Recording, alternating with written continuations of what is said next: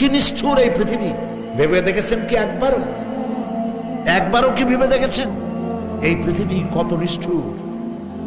এই সন্তান সন্ততি সব একটি মোহ, একটি মায়া, একটি মহব্বত, একটি প্রতারণা।